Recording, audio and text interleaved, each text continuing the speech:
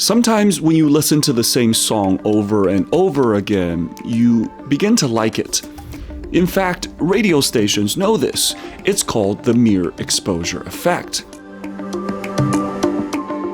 Well, I fear the same process has happened to me with the watch, and the Rolex Submariner has become my Adele.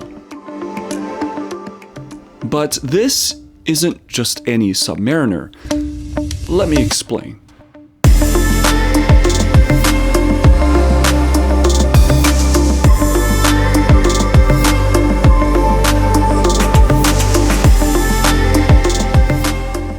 Hey guys, I'm Max and this is Watch Crunch.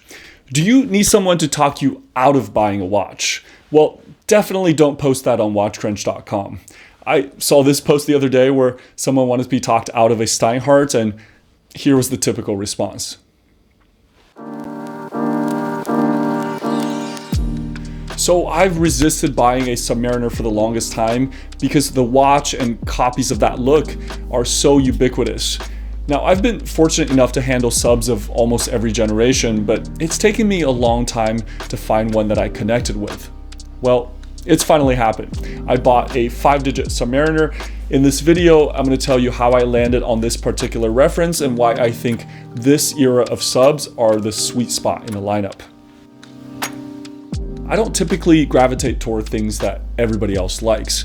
I've never watched a full episode of Game of Thrones, nor have I tried one of those paleo fad diets. And when it seemed that the sub was synonymous with a luxury watch, I took off the other way. And that was until I met the reference 14060. But why is the Submariner considered the most iconic dive watch to begin with? Well, in 1953, Rolex introduced this watch and cemented how the modern diver ought to look. And since then, it's been a process of small incremental refinements, but never straying far from that original formula. Since early on, Rolex has settled on the look of this dial with circular hour indices and rectangles at the 3, 6, and 9, and an elongated triangle at 12. Soon after, the Mercedes hour hand and Lollipop second hand finished the look, and that look has been tirelessly copied through the ages. During an unbroken history of over 70 years, the Submariner graced the wrists of 007s, French Comex divers, and modern celebrities like Gordon Ramsay, Jack Black.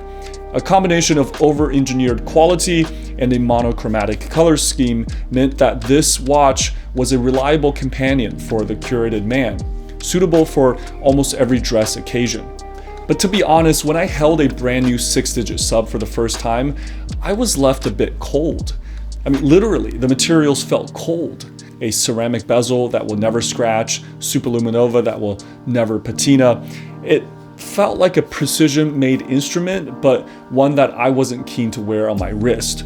Now, if we go back a few decades, we get the 4-digit vintage subs like this 5512, aged beautifully with golden lume plots on a matte black dial.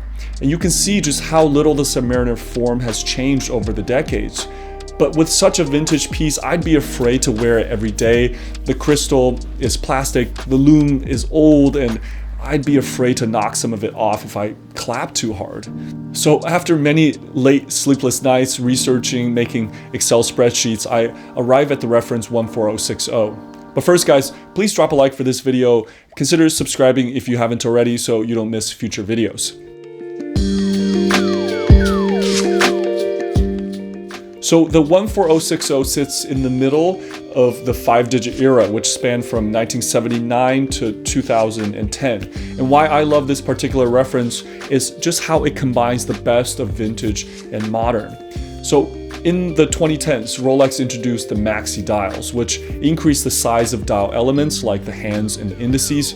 And it was kind of like somebody selected all and hit bold. Comparatively, with this pre-Maxi dial, everything just looks a bit more delicate and subtle to me. And this leaves more negative space for the glossy black dial to breathe. Now, a couple differences between this 14060 and the 14060M that followed is that the pre-M watches didn't advertise its COSC certification. Thus, I think looking more balanced with only 2 lines at the 6 instead of 4, and obviating that complicated phrase of superlative chronometer officially certified. The case is 40 millimeters, but only 12 millimeters thick, with skinny drilled lugs that make strap changes a snap.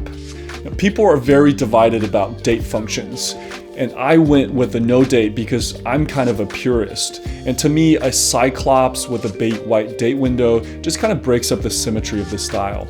Now, I can see how if you work in an office, having a date might be convenient, but for me, the date's always set wrong on my watches. And also, when I think of a diver 1,000 feet down in the Marianas Trench, I don't think of them thinking, shoot, did I miss tax day? So this was also the last generation to use tritium lume, as they went to luminova, superluminova after. And you can tell by looking at the bottom of the dial. Tritium dials will say Swiss T25 or T Swiss T, whereas superluminova dials will say Swiss made. Now, there was 1 year in between where Rolex used luminova, and those dials will say Swiss only. In any case, I prefer tritium because though the lume no longer is active, tritium will start picking up that golden hue over time and giving you the patina that vintage collectors go gaga over. On the other hand, the 14060 is modern where it counts. So I didn't realize until many years into the hobby that bezels up until the 80s didn't click.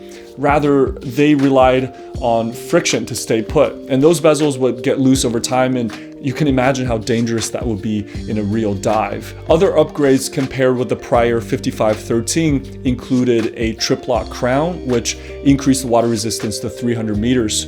Rolex had also switched to applied hour markers in the 80s, and raising the hour markers off of the dial with white gold surrounds just looked a lot more refined than flat painted lume plots. The movement on the 14060 is the caliber 3000, which is a modern Rolex movement with a higher 28.8 beat rate and a respectable 50 hours of power reserve. Watchmakers will often praise this movement for its elegant design and ease to service. Now, where the watch does show its age a bit is in the bracelet. Though still wearable, it has hollowed end links and has suffered a bit of stretch. The clasp is stamped. It has that vintage Rolex jiggle jangle. The silver lining is that the watch looks great on a leather NATO. So I feel like if you're looking for a dive watch tough enough to serve everyday wear but still has a vintage look and feel on the wrist, the 5-digit Submariner is where it's at. Now, they're not cheap, but still attainable by Rolex standards. Now, just be cautious where you're buying the watch from, as vintage watches can be subject to work that you want to know about, like, case polishing, dial refinishing, etc. But what's your perfect everyday dive watch? Join the discussion on watchcrunch.com. We created a passionate and supportive watch community, and we would love to have you on board. I'll put a link to the discussion in the pinned comments below. As always, stay crunchy, and I'll see you in the next one.